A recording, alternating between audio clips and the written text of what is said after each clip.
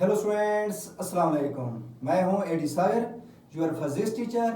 Students, आज के lecture में हम डिस्कस करेंगे क्लास सेकंड ईयर फिजिक्स। और आज का जो मेरा टॉपिक है students, series and parallel combination of the capacitor.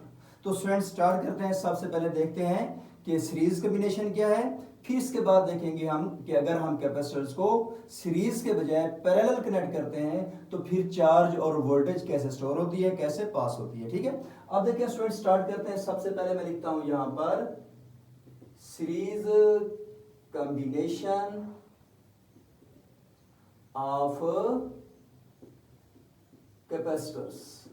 अब देखते हैं स्टूडेंट्स, सबसे पहले मैं डायग्राम बनाता हूं कि हम कैपेसिटर को सीरीज में कैसे कनेक्ट करते हैं। अब देखिए स्टूडेंट्स, कैपेसिटर का जो सिंबल होता है, टू पैरेलल प्लेट्स होती हैं, फिर एक और कैपेसिटर लगा दिया है, फिर एक और कैपेसिटर लगा दिया है यहां पर। तो यहां पर मैं एक बैटरी कनेक्ट कर देता हूं और यहां पर स्विच है।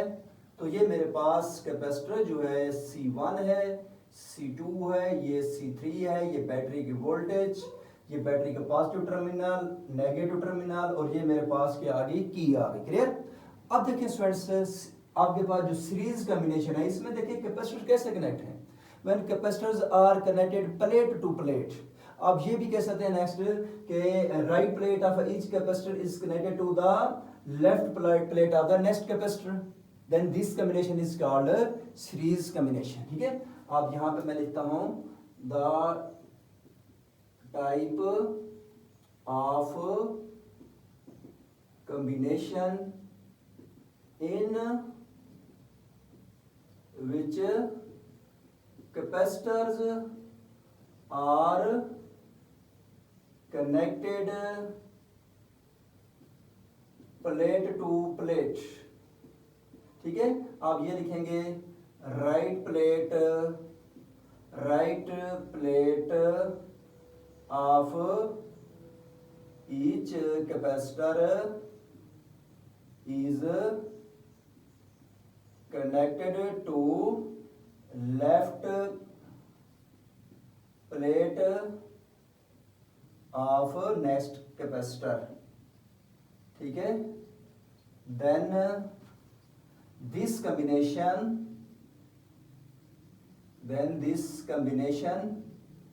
is called series combination,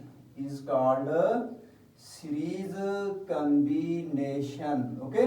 अब देखिए स्टूडेंट्स, इसमें नेक्स्ट जो पॉइंट आपने माइंड में रखना है कि व्हेन स्विच इज ऑन, जब आप स्विच को ऑन करते हैं तो देखिए स्टूडेंट्स कि आपके पास जो चार्ज होगा यहां पर फ्लो करेगा पॉजिटिव से नेगेटिव की तरफ। तो जब देखिए स्टूडेंट चार्ज पॉजिटिव से नेगेटिव की तरफ फ्लो करते हैं तो यहां पर जो चार्ज पास होगा C1 में से, क्योंकि पाथ तो एक ही है, सिंगल पाथ है, तो सिंगल पाथ में जो चार्ज C1 में पास होगा वही C2 में होगा, फिर वही C3 में होगा। तो आप कह सकते हैं कि सीरीज में जो कैपेसिटर कनेक्ट हैं, all the capacitors store the same charge. ठीक है, तो पहला पॉइंट आप लिखेंगे same charge is stored on each capacitor. हर कैपेसिटर के ऊपर जो चार्ज स्टोर होगा वो क्या होगा, सेम होगा, कि सिंगल पाथ है चार्ज के फ्लो करने के लिए।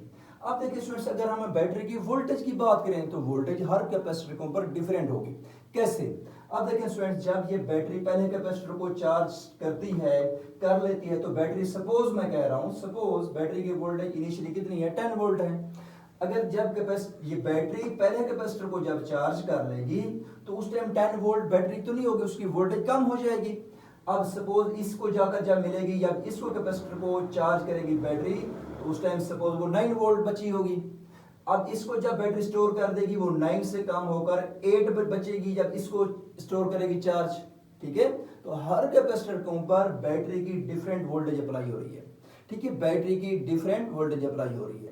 अब देखिए स्टूडेंट, सेम वोल्टेज तभी होती है जब कैपेसिटर की राइट प्लेट डायरेक्ट कनेक्ट हो बैटरी के साथ और लेफ्ट प्लेट भी डायरेक्ट कनेक्ट हो बैटरी के साथ। जब दोनों एंड्स, कैपेसिटर हो चाहे रजिस्टर हो, जब रजिस्टर हो या कैपेसिटर हो, दोनों एंड्स बैटरी के साथ जब डायरेक्ट कनेक्ट हो तो तब सेम वोल्टेज मिलती है, अदरवाइज वोल्टेज क्या होती है, डिफरेंट मिलती है।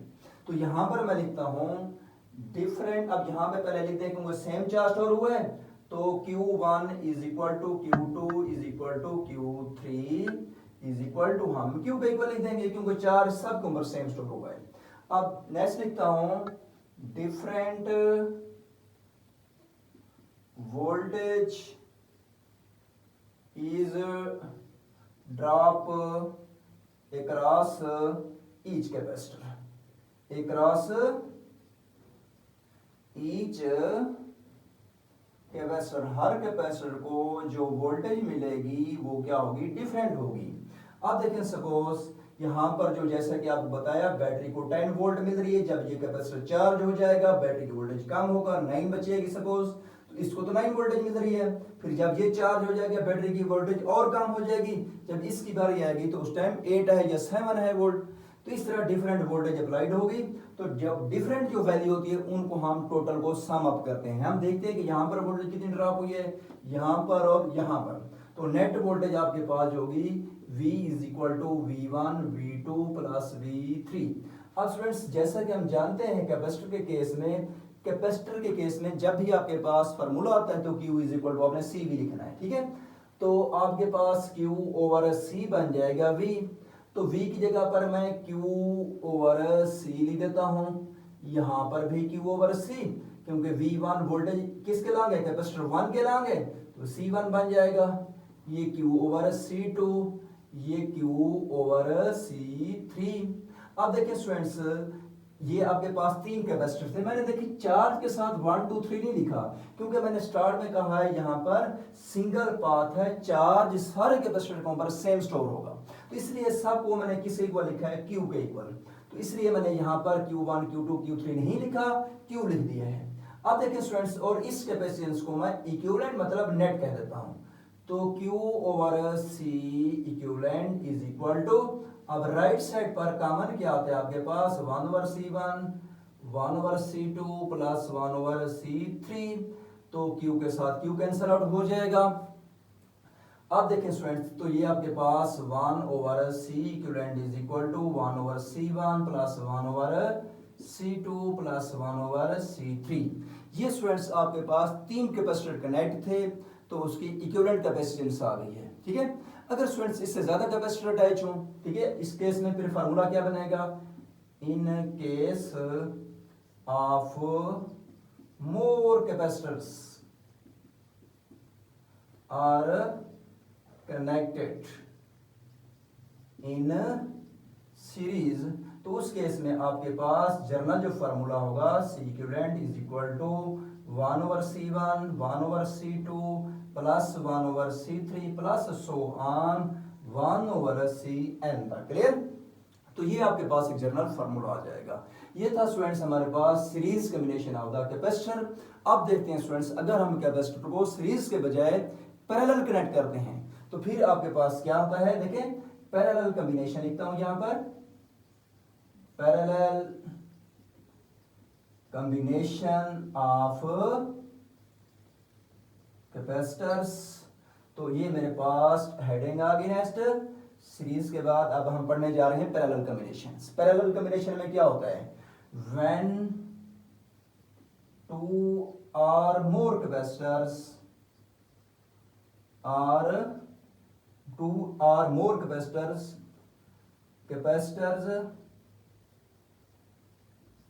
are connected between two same points,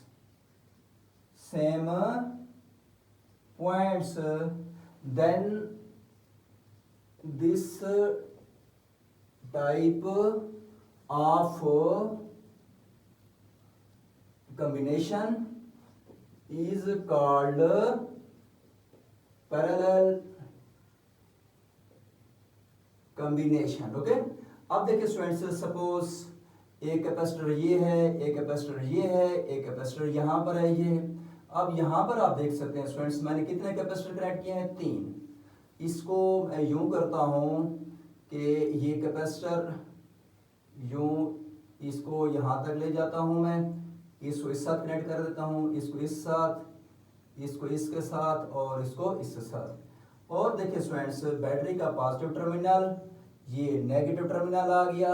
अब देखिए स्टूडेंट्स इस सब कैपेसिटर की जो लेफ्ट प्लेट है सेम पॉइंट पे कनेक्ट हो रही है, इसी तरह इन सब कैपेसिटर की जो राइट प्लेट है वो भी सेम पॉइंट पर कनेक्ट हो रही है।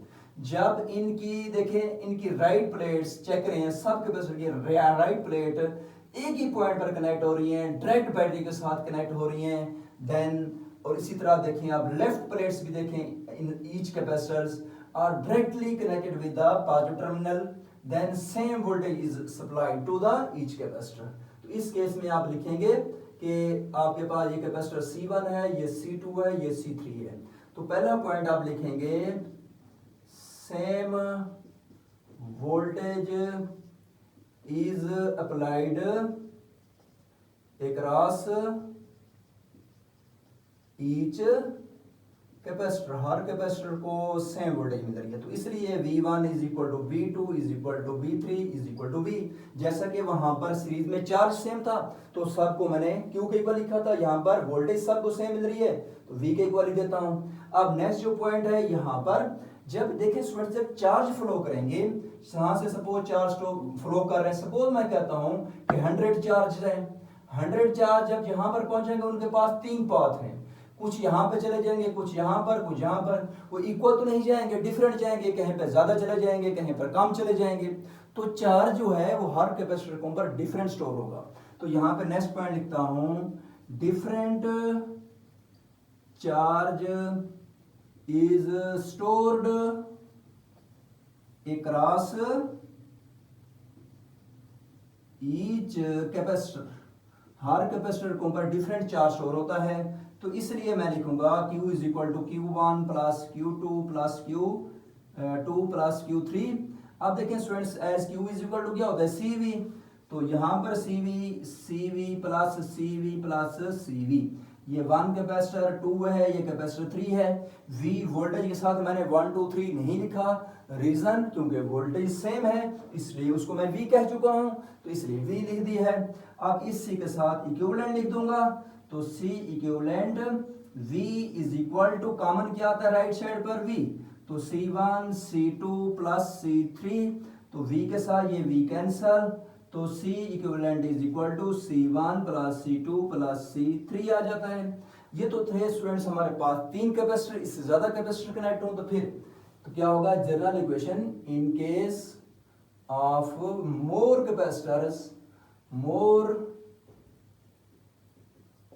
Capacitors are connected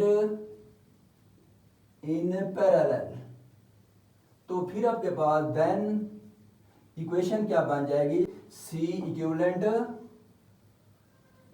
is equal to C1 plus C2 plus C3 plus so on Cn तक आपके पास इक्वेशन चली जाएगी। क्लियर? ये था स्टूडेंट्स हमारे पास आज के topic series and parallel combination of the capacitor. Clear? Okay students, Allah Hafiz.